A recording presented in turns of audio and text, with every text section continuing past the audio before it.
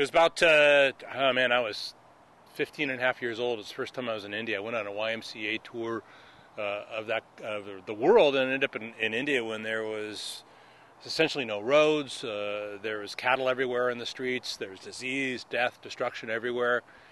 I'd never seen anything like it. Being raised in the suburban California, I'd never seen anything like it. I was just struck and devastated by it, to the extent that I had to do something. I was so just paralyzed with distress. It was so upsetting. I made a commitment to myself when I was at that age in high school that if I could, one of these days, I would do something about it.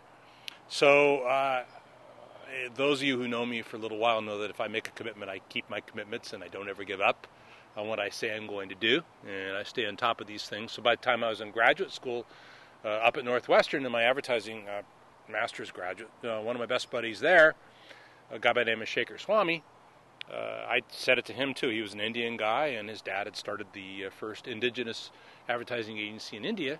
We never thought about the future as possibly being able to do it, but lo and behold, about 12 years ago or so, we got back together, and we made a decision to do whatever we could to ease the death, ease the destruction. It just turned out that his sister, who had a master's degree in social work, had developed a fairly complex system of microlending in a rural area just to the west of Chennai or Madras in South India, and essentially we eventually developed a system where we were either contributing our own money or raising money or both, but we both agreed we would never ever accept one penny, not a cent, in order to get for ourselves in terms of administration. 100% of the money goes directly to the people who need it most. Now, I know a lot of Americans think there's all these rich guys sitting around India right now, but you've got 1.2 billion people sitting in a country about one-third the size of the United States. That's 4 times to 3 times the population of the United States and a third the land mass. You hear about 1 million or so or 2 million or so wealthy guys, but the vast, vast majority of these billions are living in poverty, and it's still pretty nasty out there.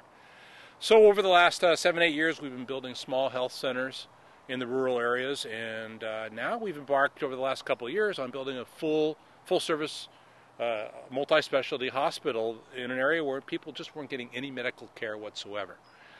And in order to put this together, it cost us a number of millions of dollars. We're essentially raising money, and that's why we put together this event on May 19th, Thursday. We'd like for you to attend.